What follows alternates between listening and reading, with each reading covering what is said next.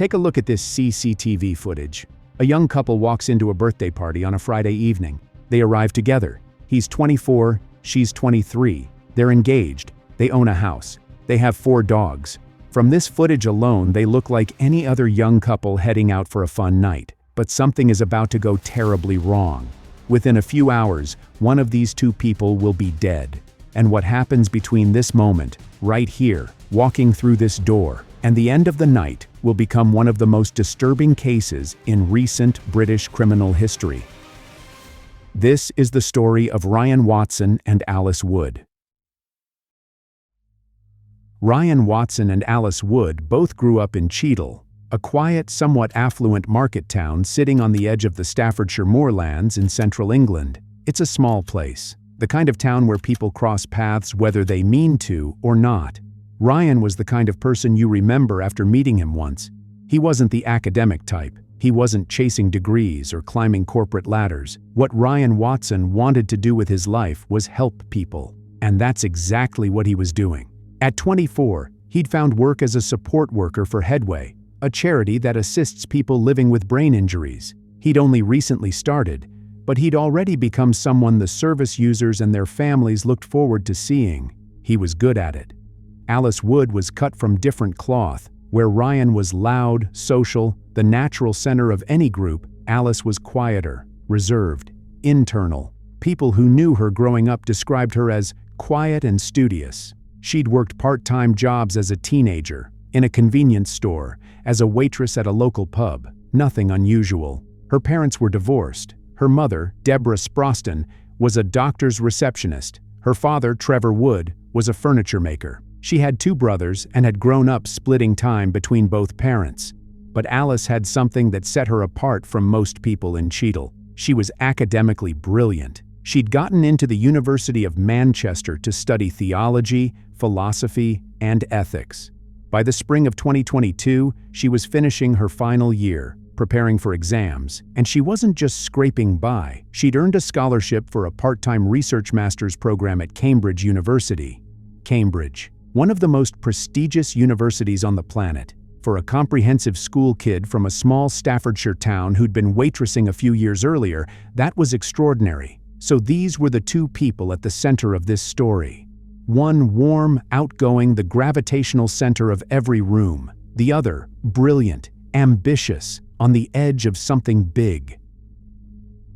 Ryan and Alice got together in March 2020. By September 2020, just 6 months in, they were engaged. He was 22, she was 21. If that seems quick, what came next was even quicker. By October 2021, they'd pooled their resources, with help from both sets of parents, and bought a house together. A little place on Oak Street in the village of Roadheath, Cheshire, for about £120,000. They moved in with their 4 dogs. An engaged couple, homeowners, building a life side by side in a quiet English village. They'd gone from first date to buying a house together in about 18 months. From the outside, this was a picture of 2 young people doing everything right. He had a meaningful career helping others. She had a degree from Manchester and a ticket to Cambridge. They had a home. They had plans. But relationships that move this fast sometimes skip over the parts where you really learn who the other person is. And the cracks, the ones nobody on the outside could see yet, were already there, running beneath the surface of this picture-perfect setup. Nobody knew how deep they went. Not until the night of May 6th. On Friday, May 6, 2022, Ryan and Alice had plans for the evening. Ryan's charity, Headway, was hosting a 60th birthday party for one of its service users. It was a work event, but a fun one, a celebration at the Victoria Lounge Bar in Hanley, a neighborhood in Stoke-on-Trent, about 30 minutes from their home. Security cameras captured them arriving together at about 7:15 p.m., side by side. A couple walking into a party. Nothing about that image would make you look twice. But inside the party, something shifted, and other people in the room started to notice. Ryan did what Ryan always did at gatherings. He worked the room. He danced. He made sure everyone felt included. He helped an elderly woman who had fallen over. CCTV from the party showed him laughing, moving from group to group, being the gregarious, outgoing, warm person everyone knew him to be. He was, as one guest described him, the light of the table. Alice, though? Alice was different that night. She wasn't joining in. She wasn't mingling. Multiple guests would later describe her as a bit cold. One person said she seemed like she was not best pleased. There was a tension radiating off her that other people in the room could feel. Something was off. And then there was the woman at the table. Her name was Tiffany Faraday. She was another guest at the party. Her mother was a Headway service user, so she'd met Ryan at previous events. That evening, Tiffany ended up sitting at the same table as Ryan and Alice, and over the course of the night, she and Ryan connected. Tiffany confirmed that she and Ryan had clicked.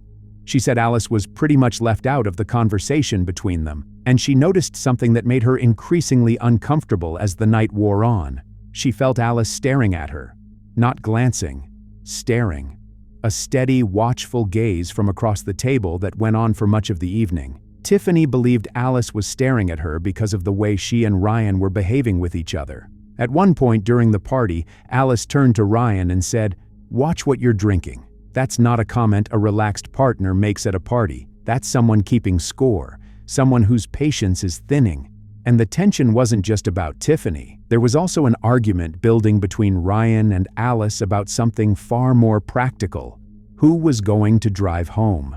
Both of them had been drinking. Alice had had 2 glasses of wine, 2 rums, and a glass of champagne over the course of the evening. Ryan had been drinking too, enough that he shouldn't have been behind the wheel either. Tiffany Faraday left the party before Ryan and Alice did. After she left, she received 3 missed calls on Instagram from an account she would later learn belonged to Ryan Watson. He'd been trying to reach her. He'd also been texting another person around the same time.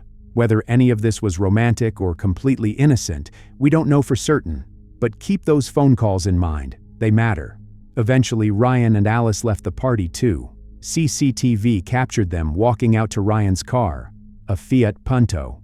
Alice got behind the wheel. She knew she was over the legal limit. She drove anyway. The drive home was about 30 minutes, and whatever had been building all evening, the staring, the silence, the friction, the watching, was about to come pouring out.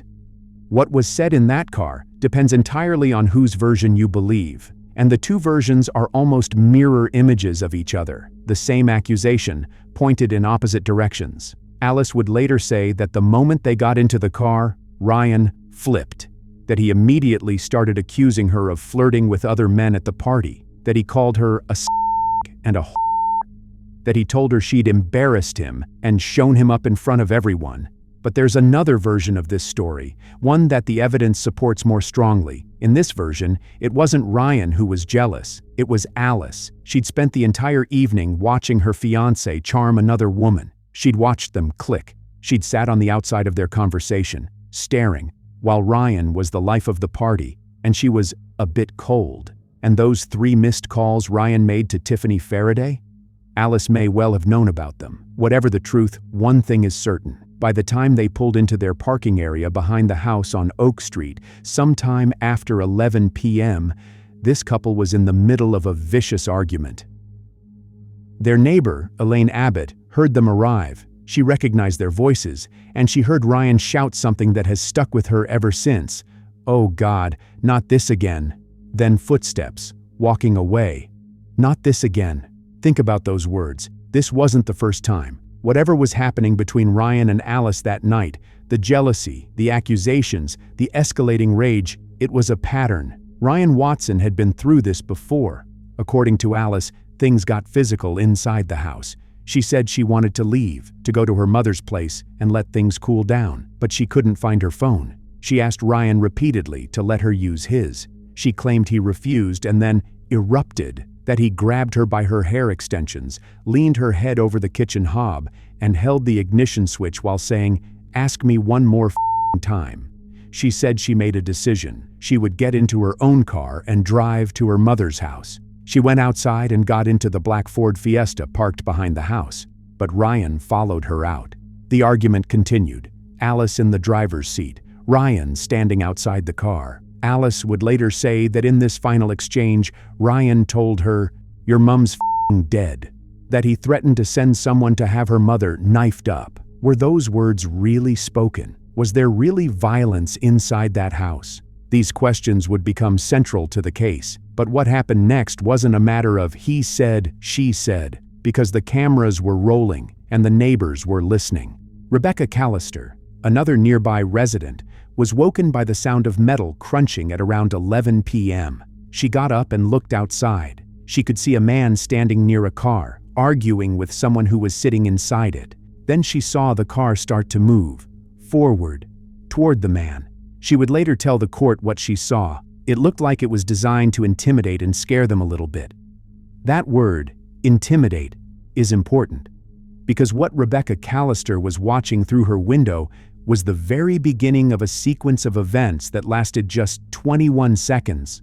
Alice reversed her Ford Fiesta out of the parking area. In the process, she hit Ryan's Fiat Punto. She hit a bin. She hit a bollard. The car swung erratically backward onto Sandbach Road. It was chaotic, reckless, back and forth, engine revving. One witness would later describe what they saw as a game of chicken. Ryan, at this point, had walked away from the car. He was moving down the street, putting distance between himself and the Fiesta.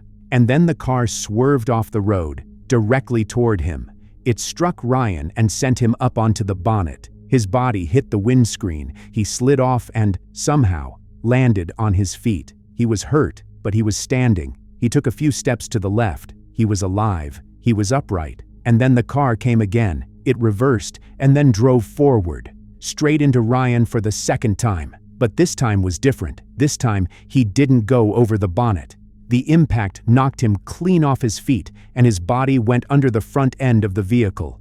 He became trapped beneath the chassis, and the car kept going. It drove 158 meters down Sandbach Road, more than 500 feet, with Ryan Watson pinned underneath. His screams were captured by the CCTV audio. More than 40 wounds were inflicted on his body as it was dragged along the asphalt beneath the car. The medical examiner would later determine the cause of death as crush asphyxiation.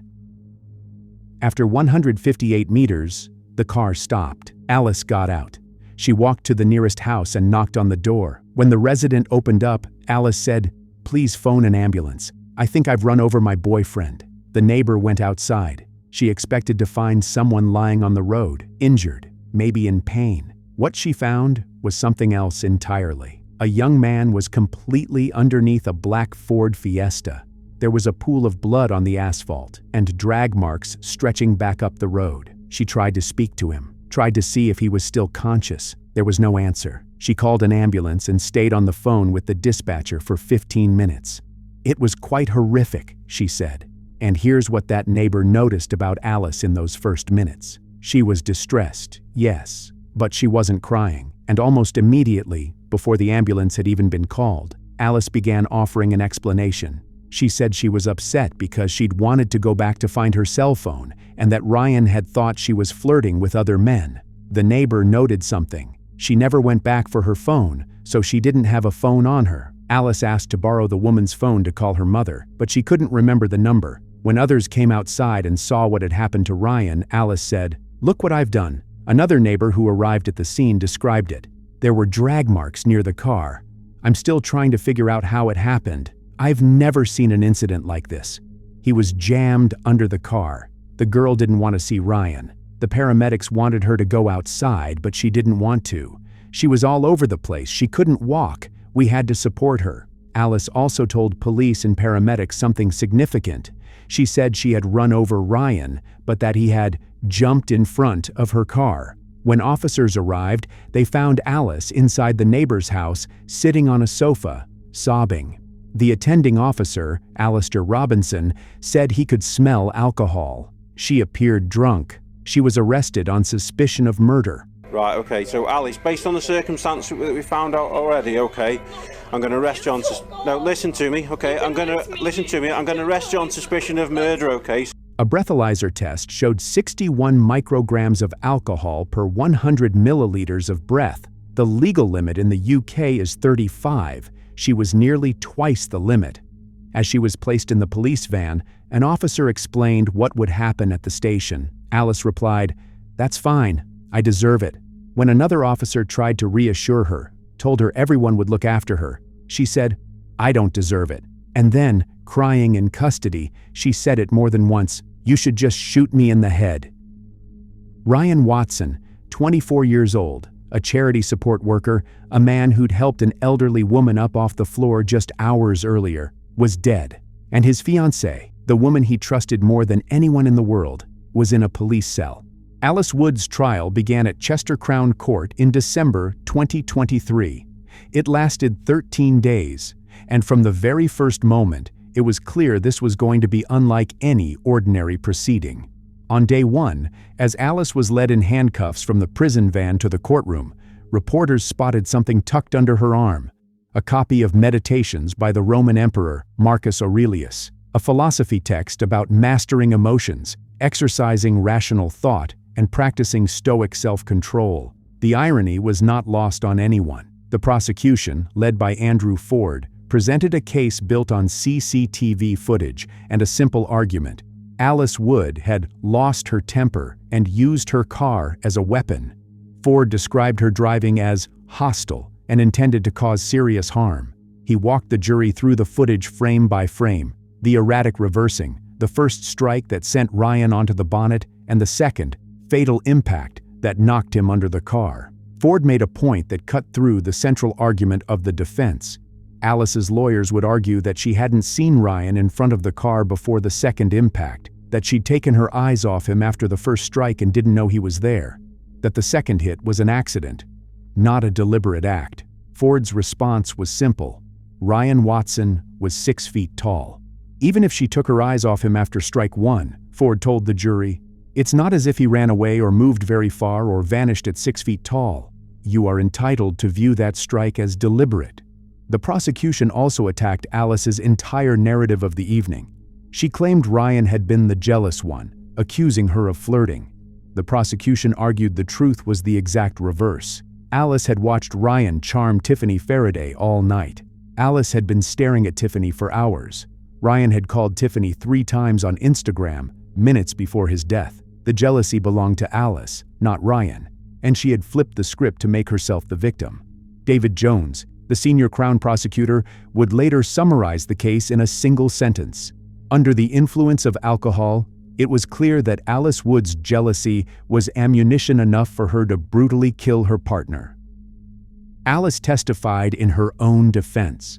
She was in tears for much of it. She told the jury Ryan's attitude had flipped the moment they got in the car, that he called her a slut, that he accused her of embarrassing him. She described the alleged assault inside the house, the hair extensions, the hob, the threats. She said she just wanted to leave and go to her mother's. She admitted she deliberately swerved her car toward Ryan, but only, she insisted, to scare him, to intimidate him, to make him feel the fear she was feeling. He'd scared me, and I know that doesn't make it excusable, she told the jury.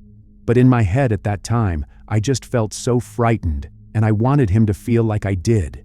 She said she was shocked when she saw him on the bonnet. She said she saw him get back to his feet. She said she then reversed and drove forward down Sandbach Road, but claimed she did not see Ryan in front of the car the second time. She said she didn't know he was underneath the vehicle. The car felt like it wasn't accelerating properly, so she stopped and got out. She accepted causing Ryan's death. She denied doing it deliberately. She called it a tragic accident. The defense also brought a collision expert who suggested Alice's reaction time may not have been sufficient, that she may have taken her eyes off Ryan between the 2 strikes and didn't have time to stop. But the CCTV told its own story, and the jury had watched it. They'd seen the car swerve off the road to reach Ryan. They'd seen him go over the bonnet. They'd seen the car reverse and accelerate forward again. They'd heard his screams. Ryan's mother, Lisa Watson, read a statement to the court. More than a dozen family members and friends filled the gallery, wearing red ribbons with Ryan's name. My world stopped, Lisa said. From the moment I got a knock on my door to say my son had been killed, my family had been destroyed in an instant, and it hurt even more hearing who had killed him. She said, the one person Ryan trusted the most is the person who took his life in such a violent way. I am living in a nightmare knowing my son's last moments were so brutal. Ryan's mum, Lisa, tragically passed away in November 2024. unable to cope with the loss of her son, 2 years after his brutal murder. The jury deliberated for less than 8 hours. Their verdict was unanimous: guilty of murder. Alice Wood showed no emotion as the word was read. She returned to Chester Crown Court on January 29th for sentencing. She was 24 now. She wore a black roll-necked jumper and had a distinctive hairstyle, cut very short at the front but flowing long over her shoulders. More than a dozen of Ryan's loved ones filled the gallery in red ribbons. Alice's parents sat in the courtroom too. Judge Michael Leeming was direct. He said he was satisfied to the criminal standard that Alice had intended to kill. And then he said, "To my mind, you have shown no true remorse for the murder of Ryan Watson. Prison may be hard," he told her, "but you have only yourself to blame." Alice Wood was sentenced to life imprisonment with a minimum term of 18 years. As she was led from the courtroom to the prison van for the final time, reporters noticed her makeup was streaked with tears. She was 24 years old, with a philosophy degree, a Cambridge scholarship she would never use, and a minimum of 18 years before she can even ask to be released. The family of the man she killed believes no sentence will ever be long enough.